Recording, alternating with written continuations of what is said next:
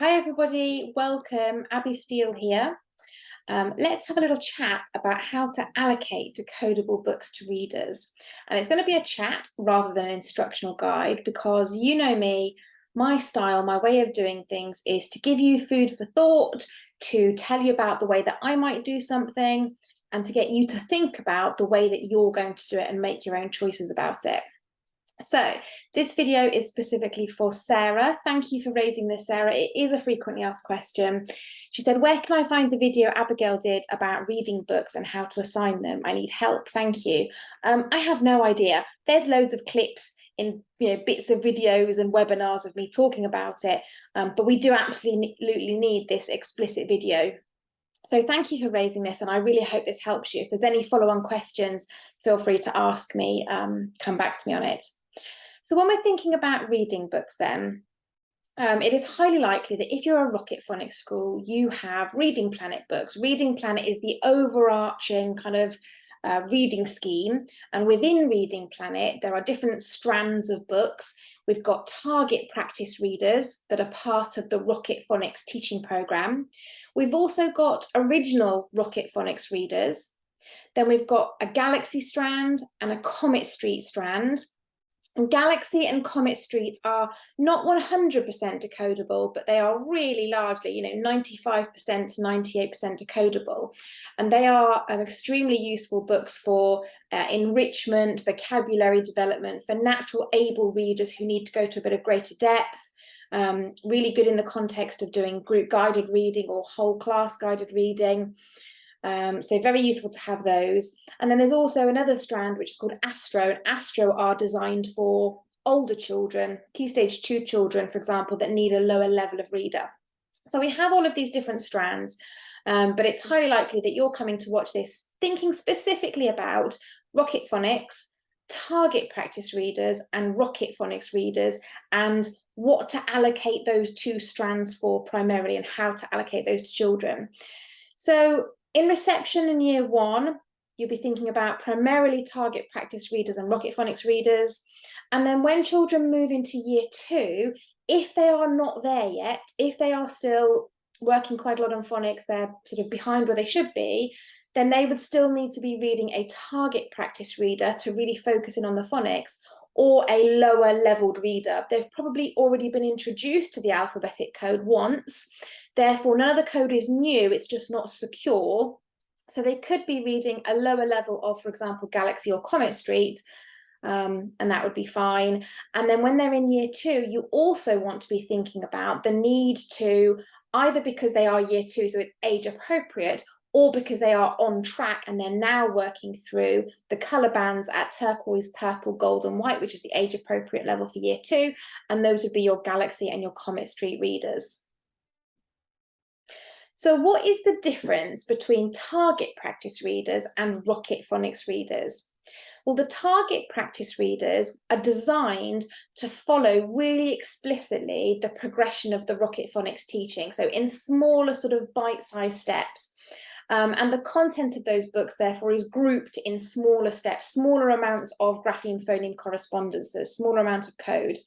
And they're recommended to you on the weekly planning. So it will literally say to you, now you've reached this day in this week, you've taught all of these bits of code, these books, and it will name the titles, these books are now fully decodable for your children. So you can plan those in and plan to use them. The original Rocket Phonics readers are the same order of progression, and they are 100% decodable, but they cover slightly larger chunks of alphabetic code. And the information about this is shown in the teacher guide in the introduction section. So in the first part, you'll have a chart, and this is the chart that comes from the reception guide. And it's literally saying, here are the chunks, here are the batches of code. To be able to read Rocket Phonics at pink A, they will kick in and become fully decodable at week 6. You need to have, sat pin and the next little batch. The target practice readers will kick in earlier than that, because target practice readers will break down that pink A batch of code into 2 batches. Actually, in this case, it breaks it down into 2. So you can start reading those decodables at week 3. So it's a smaller level of progression, but they both progress in the same order. And the information for Rocket Phonics readers is in the teacher guide. The information for target practice readers is on that weekly planning to guide you through. So when should you be using target practice readers, and when would you be using Rocket Phonics readers? Well, there is no fixed rule at all. It is completely your choice, your discretion. And that's one of the things I really pride, ourselves on with Rocket Phonics, is that we will guide you, we will help you navigate, we'll give you all the resources, we'll give you all the training and the information, but we're putting it in your hands and giving you ownership that you can make those decisions. So there is no fixed rule, and Rocket Phonics schools do things in different ways. Target practice readers. Some schools will use those to send home as the one-to-one book bag readers because they match the classroom teaching. So that makes sense, doesn't it? So you've just finished teaching SATPIN, the first kind of, big batch of science, finished teaching SATPIN, and then you know that now Ants and the Pan are decodable, and those are the books that get sent home with the children. However, for me personally, I wouldn't do that with target practice readers. For me personally, I would keep target practice readers in the classroom as part of my teaching provision. So I would be using my target practice readers, having multiple sets. If my school will allow me, I'd have one per child or one per pair, or some schools get a set of 6 to use as guided group. And for me personally, I prefer doing a whole class guided read with everybody using that book. And yes, children will be at slightly different levels in their reading, but they're all going to get benefit out of using this book that ties in directly with what I've been teaching in the classroom, and it enables them to apply it in class. Rocket Phonics readers, again, no fixed rule, you can make the choice yourselves. Some schools will use the Rocket Phonics readers as their group or whole class guided reading books. So if they're sending home the target practice readers, they might keep these in sets for group guided reading. And that decision might be influenced by what they've had historically. When they've bought the Rocket Phonics teaching program and the new target practice readers, maybe they already had sets of 6 of Rocket Phonics readers. So they kept those as their guided readers, and they introduced target practice readers as their one-to-one going home books. But again, I do the opposite. So for me, target practice readers stay in class, and I would use my Rocket Phonics readers as my one-to-one book bag readers. And they would be matched specifically to the individual children's reading needs. So I'm not allocating those according to where we're at with the classroom teaching. And I'll explain a bit more about that in a minute. Now, this often means because we need to have covered more phonics to be able to send these home, these lag behind the level of the teaching. So if in class I am teaching at blue level, and I'm teaching some phonics from blue level, maybe the sound I and different spelling variations of the I sound, most children will be therefore taking home a yellow level Rocket Phonics book, because I know that I've taught all of that content. I'm not trying to break the level into sub-levels. I'm teaching in blue. I already taught yellow. Yellow's a safe bet. They can take home a yellow. But it does get more sort of technical than just that as a broad brushstroke. So what might influence your decision about how you use these books? It might be the quantity of books your school has. You might have an abundance of books of both sets, and then you can choose, or you can mix and match. You might have just had some funding and invested in one of those types of books, and therefore that's going to influence whether they become your homeschool readers or your in-class, group guided reading. It might be to do with the size of your school and therefore how many books you need or how many books you've got. And it might be your teaching preference. For me, it's a bit of a teaching preference because you can do it either way and have absolute success.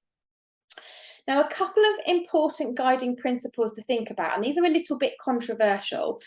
So I'm going to try not to go into one and waffle on because I want this video to be really quick, but these are some topics I'm going to be talking about quite a lot in the coming months. Okay, so firstly, it is my strong belief that the one-to-one home reader or the book bag book should match children's individual need, their individual reading profile.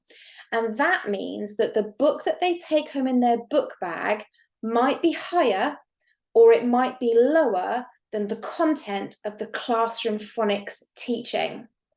Because remember, in the Rocket Phonics approach, you can be teaching the code, you're all learning about the same piece of code, but within your lesson, you're supporting or you're stretching and challenging by how far you go with that code. So for children that are very capable, you might be going to sentence and text level, whereas children that struggle more might be focusing on that code at code level and at word level, but it's the same piece of code. So we're not racing through the code or further behind in the code. It might mean, therefore, that in class, I'm teaching at blue level. So we're at the beginning of year 1. I'm teaching at blue level. I'm teaching about the I sound. They've been introduced to it in reception, but now we're thinking about the I sound with 4 different spellings. You know, I split digraph and the Y, letter Y as an I sound. But it means that whilst the vast majority of my children are able to take home a book that is yellow, that lags immediately behind, and in class, we're using a blue book that matches directly what we're talking about in class with everybody, because everybody can gain something from that at different levels of comprehension, inference, fluency, decoding. Actually, Alice, who is exceptionally bright and could read and write when she came to reception from nursery, Alice takes home in her book bag a turquoise reader. She's off the chart. She's a free reader almost. So she takes home a turquoise reader because that's what's right for her individual level of need. That's where she's at. Mabel is just about managing to keep up with the pace of my teaching, and she's in this blue lesson, and we're talking about these I split digraphs, so we're learning about blue. But Mabel, for her individual, independent comfort reading level, she's actually still back at red, and that's what's right for her personally. Now, you need to be aware, beware and be aware, that the alternative, something that a lot of other schools are doing and promoting, is a more formulaic system. And a more formulaic system, which basically looks like that whatever you teach in class that week, you read that book that corresponds with that, and then the children all take home that book or that level of book in their book bag and read it at home as well. Makes sense from the point of view of, gosh, how easy is that? If I'm talking about I split digraph, IE, then everybody does that in school and everybody takes that book home, and that's nice and easy to plan out. We can map it all out. We know what we're teaching, or we know what we're taking home. We know what we're practicing and applying. And it would make sense that if you're teaching that, the vast majority of children should be absolutely keeping up with your teaching, and therefore that is where they're at. But experience tells me that that's not how children learn to read, and that whilst you can be teaching the same bit of phonics, the same lesson to all the children, their reading profiles, the way that they develop, is vastly different from one another. They don't progress in a smooth trajectory. They progress in fits and starts. You can have children that are getting really confident in their phonics knowledge and their code knowledge and in their word reading ability, but one child is racing with their fluency and their sentence level comprehension, whereas the next child knows that same code, can decode the words, but is finding that sentence level and that fluency much harder. So they're not as strong a reader, and they might need more practice at a slightly lower level than the next child who's racing ahead. And you've got Alice, who's so far ahead, and it wouldn't be appropriate for Alice to consistently be taking home this book that just matches what we're doing in class, because the book is pitched at the class level. Now, while I can give her extension and stretch and challenge using that book, using some really good deep questioning, that's not what the purpose of reading at home is about, and that's not necessarily going to happen at home. So I think that this formulaic system that some people are working to is not as rosy as it sounds. I don't think it's going to benefit all children.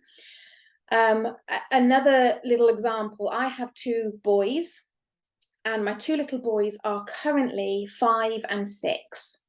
And my 2 boys go to a school that's a very good school, a very successful school. They're learning their phonics really well. They're learning to read really well, very happy with everything. But they do this matched system where what they do in the phonics lesson, the book matches and they bring it home.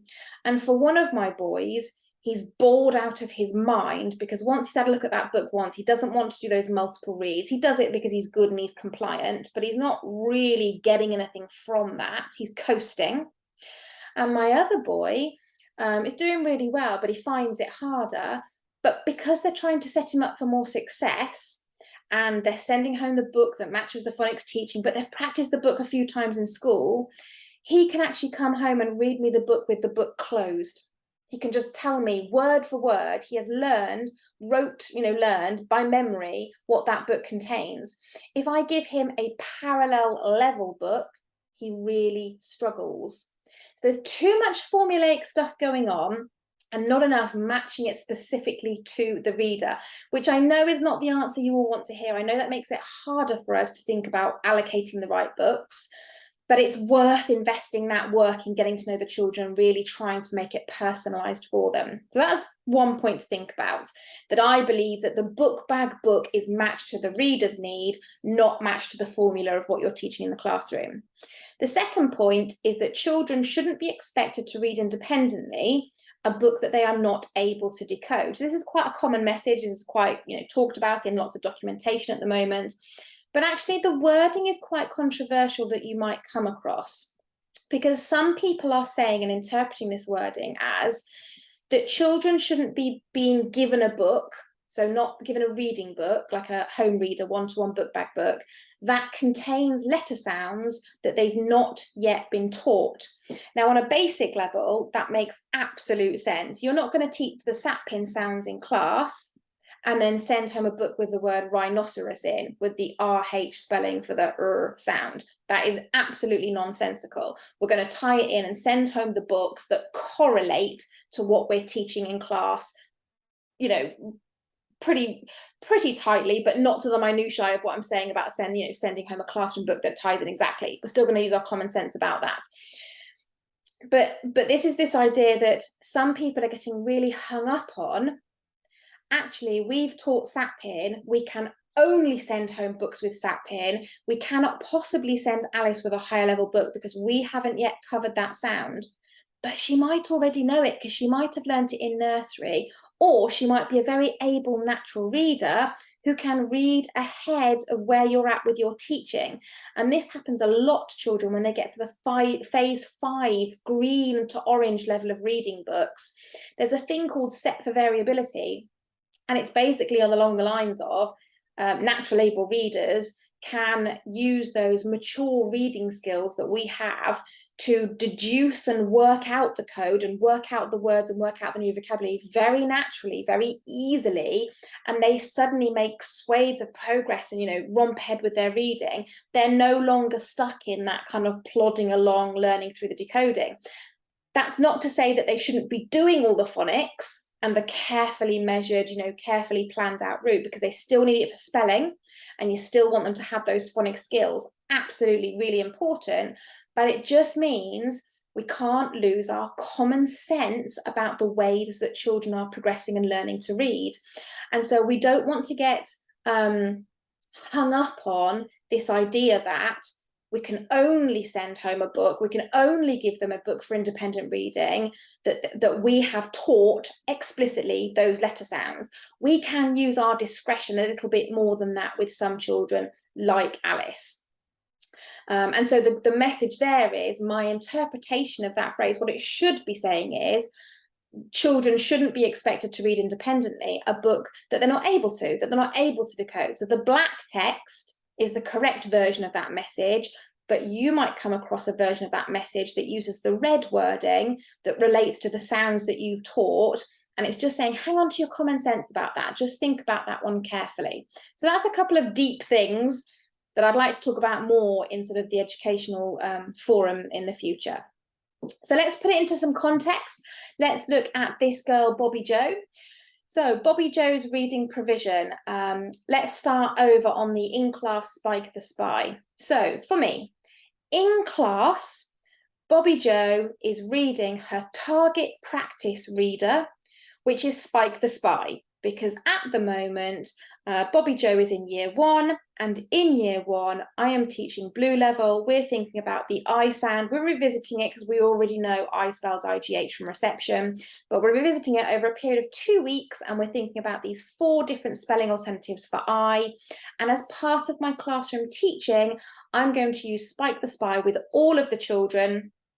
I'm going to use it in 2 ways. I'm going to make sure that that book is available on their desks, so that when they have their Rocket Phonics lesson and they come to the end of the lesson, their extension task is pick up your book that is on the table, and read it to yourself, read it with a partner, find some words in there that match what we've been doing and write the words in your little notebook.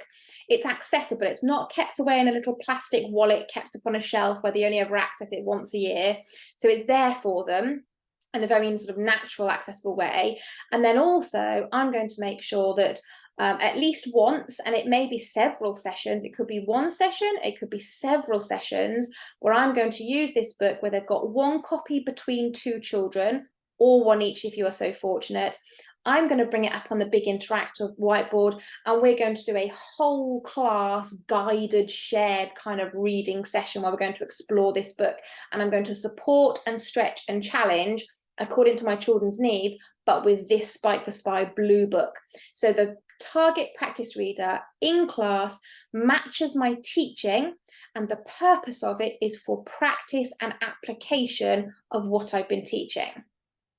The box below that, also in class, optional. Of course, I'm going to have things like other decodables, maybe some older book banded books, some library books. I might do some of those things for some guided reading as well if I choose to, and in my book areas.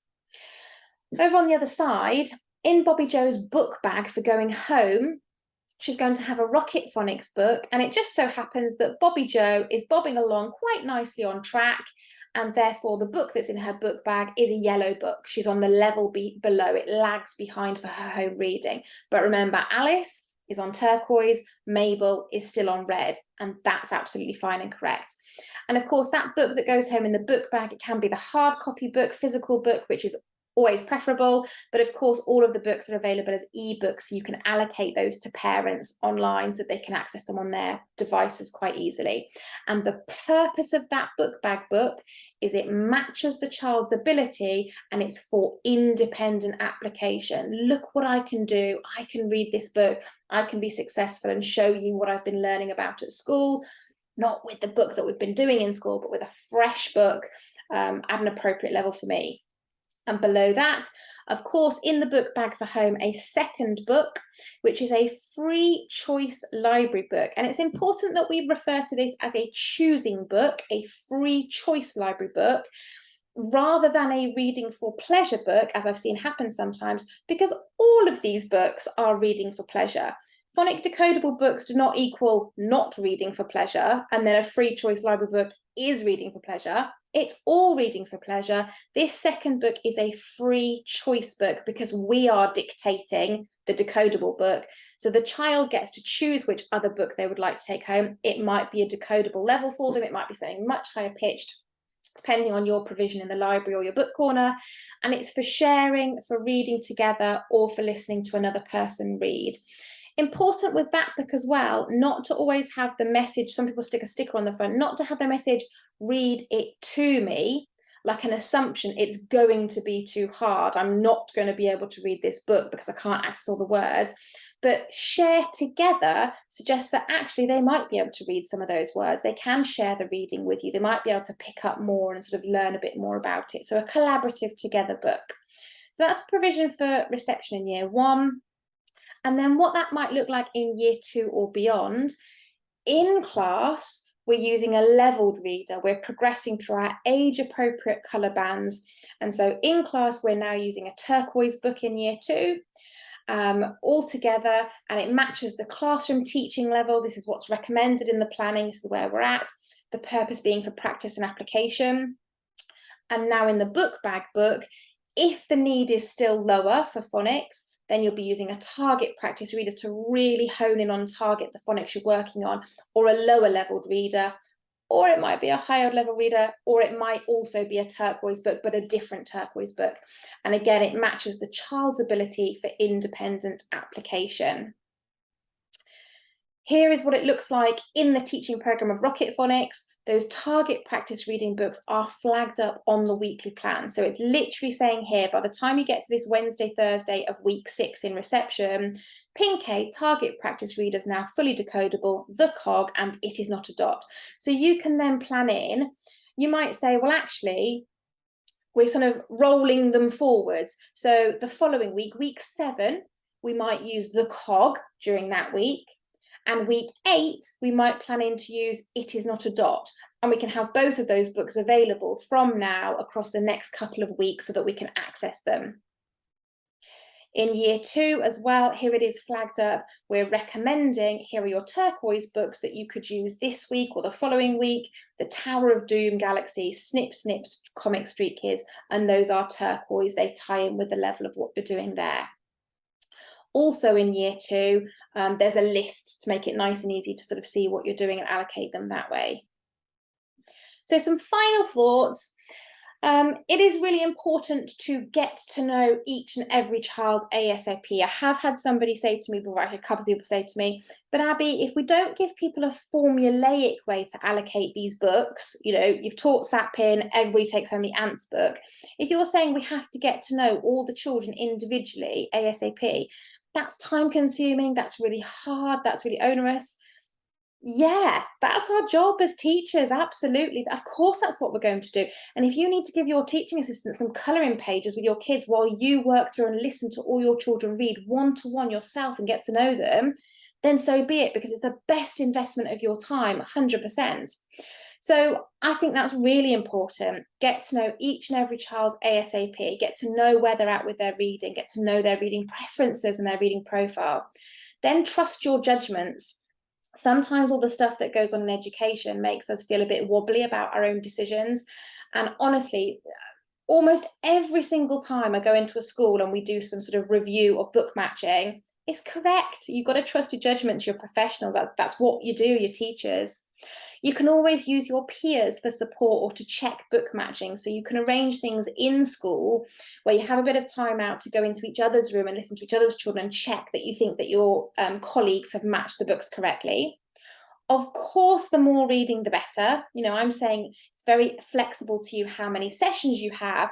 Do you look at a book multiple times or one time? Do you do it lots and lots of one-to-one reading, or do you do group guided reading, or do you do whole class guided reading, or, you know, how do you, that's up to you, but obviously the more reading, the better.